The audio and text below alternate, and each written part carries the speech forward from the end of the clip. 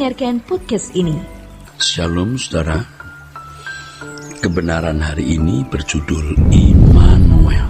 Saudaraku, di zaman perjanjian baru, Allah berkenan hadir dalam kehidupan manusia. Dan secara pribadi, Allah berkenan berinteraksi dengan manusia.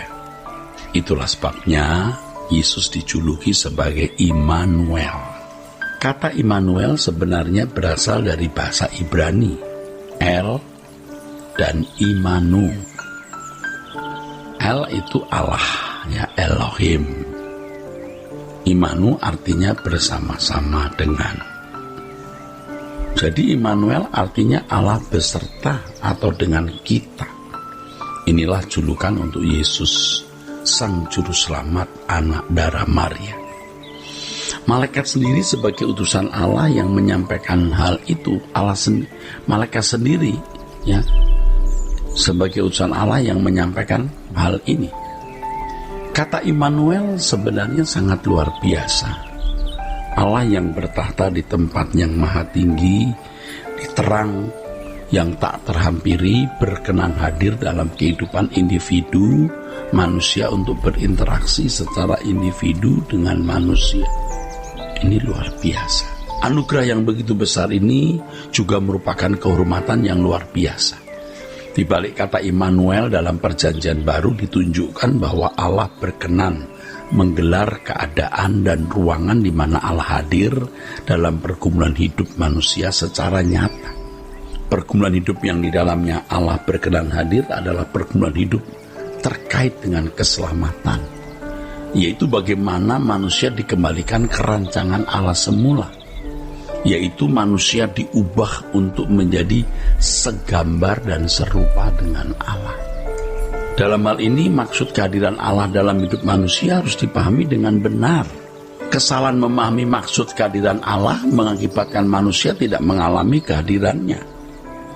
Untuk ini orang percaya harus benar-benar mengerti mengenai concern atau kepedulian urusan perhatian Allah dalam kehidupan umat pilihan. Inilah inti Injil itu, yaitu keselamatan, yaitu manusia diubahkan untuk menjadi manusia sesuai dengan rancangan Allah, di mana Yesus adalah model manusia tersebut, model manusia yang dikehendaki Allah, yang mutlak harus kita teladani.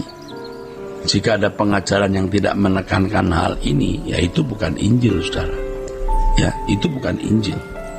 Saudara, di zaman perjanjian baru, orang percaya dapat memperoleh meterai Roh Kudus dan bisa hidup dalam perjumpaan dengan Allah setiap saat.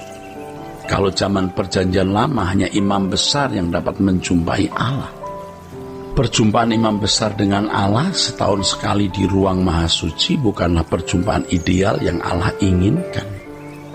Allah mengendaki sebuah keintiman sebagai bapak dengan anak-anaknya.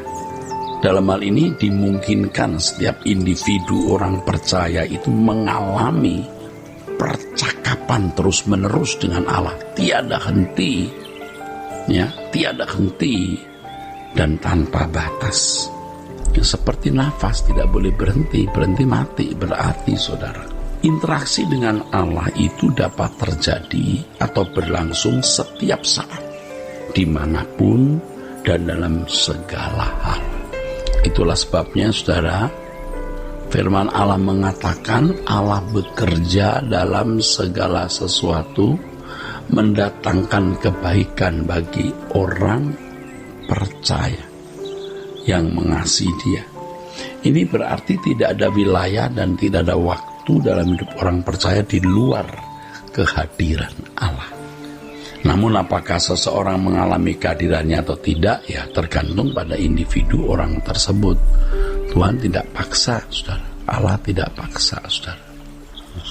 Ya, kita tidak harus melihat Allah secara fisik, ya, baru percaya terhadap kehadirannya.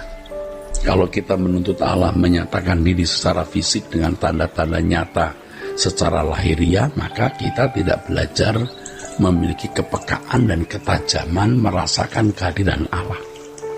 Kita tidak memiliki kepekaan untuk bisa hidup di hadirat Allah kalau kita menuntut tanda-tanda fisik. Tuhan Yesus menyatakan bahwa orang yang tidak melihat, Tuhan Yesus menyatakan bahwa orang yang tidak melihat tetapi percaya adalah orang-orang yang berbahagia. Tuhan menghendaki orang percaya dapat percaya kepada Dia walau tidak melihat. Nah, namanya iman itu, saudaraku. Percaya walau tidak melihat. Dalam hal ini seharusnya orang percaya berlatih terus untuk percaya dengan iman, bukan dengan penglihatan atau dengan perasaannya sendiri.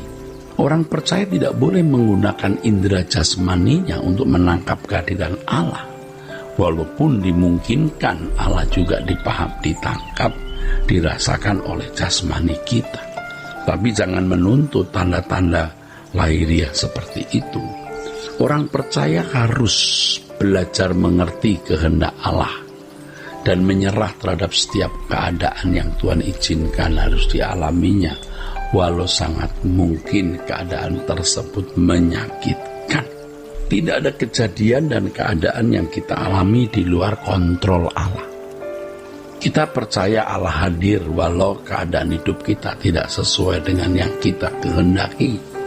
Kita percaya Allah hadir walau keadaan hidup kita tidak sesuai dengan yang kita kehendaki, saudaraku. Banyak orang meragukan kehadiran Allah sebab keadaan hidupnya tidak sesuai dengan keinginannya, meskipun dia sudah berdoa meminta pertolongan campur tangan Tuhan, ya. Karena selalu merasa dalam keadaan yang menderita dan seakan-akan Allah tidak memberi pertolongan atau membiarkan dirinya menderita, maka orang-orang seperti itu bisa meragukan kehadiran Allah. Apa Allah itu ada ya? Kok begini keadaanku walaupun aku sudah berdoa dan minta tolong? Nah, orang-orang seperti ini akhirnya meragukan kehadiran Allah. Banyak orang berharap dan menjadi orang Kristen, banyak orang berharap dengan menjadi orang Kristen maka hidupnya menyenangkan sesuai dengan seleranya. Tetapi kenyataan yang dialaminya berbeda dengan apa yang diharapkan, sehingga kemudian mereka meragukan kehadiran Allah. Ya, banyak tindakan Tuhan yang tidak dimengerti oleh pikiran kita yang terbatas. Banyak, saudara. Tetapi Allah selalu bertindak tepat dan sempurna. Di sini kita harus memaknai semua kejadian hidup kita ini ya, sesuai dengan kehendak Allah, sesuai dengan apa yang Allah maui.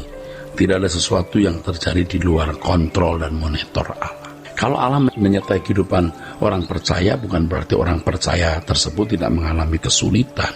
Kehadiran Allah dalam hidup orang percaya tidak selalu ditandai dengan kelimpahan materi dan keadaan yang serba nyaman. Justru sering kehadiran Allah disertai dengan berbagai pergumulan dan persoalan hidup yang berat, yang melaluinya Tuhan hendak mendewasakan kita. Sebab Dia hadir untuk mendidik, Dia hadir untuk mendewasakan. Harus diingat ini, bahwa hidup di hadirat Allah berarti hidup di dalam didikan Allah. Seperti anak yang dididik oleh bapaknya, seperti murid yang diajar oleh gurunya. Jadi saudaraku, ini adalah berkat besar. Immanuel artinya Allah beserta atau dengan kita. Berarti tidak ada wilayah dan tidak ada waktu dalam hidup orang percaya di luar kehadiran Allah. Dan kehadiran Allah itu kehadiran untuk mendidik kita, mendewasakan kita. Kiranya kebenaran hari ini memberkati kita sekalian. Sola Gracia.